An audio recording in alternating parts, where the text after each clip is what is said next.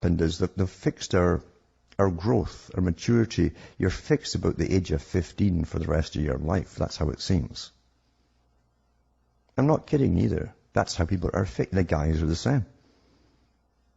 Sports. Till the day they die, they're watching sports.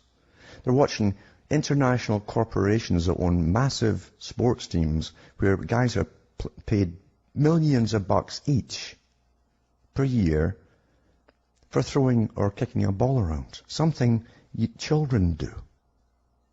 Something you grow out of as you grow up. And they knew they'd do this because H.G. Wells talked about it a long time ago. You see, when you take away your manhood, you only project it through someone else.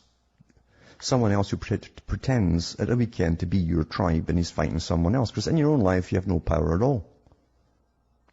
And you're putting on that fat gut with all the fast food you eat and the booze you drink. But there you are. Suddenly you see yourself as a warrior for the weekend. What a joke.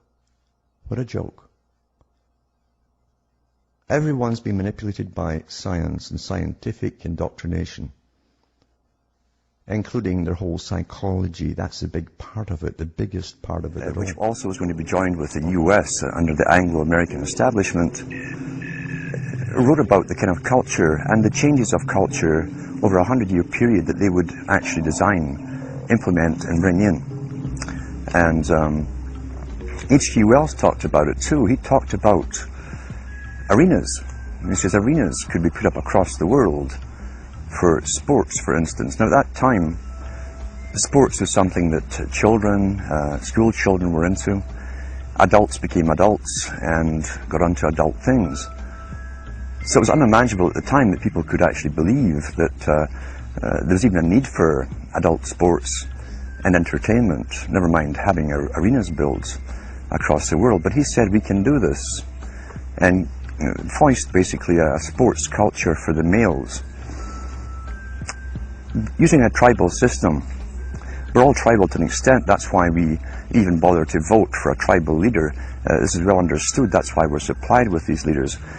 And because the average man was to become more disengaged from his own destiny as the expert class arose, it was decided that the males would get their outlet basically, gradually becoming helpless as males through sports. Therefore they'd have a tribal team they could identify with, they could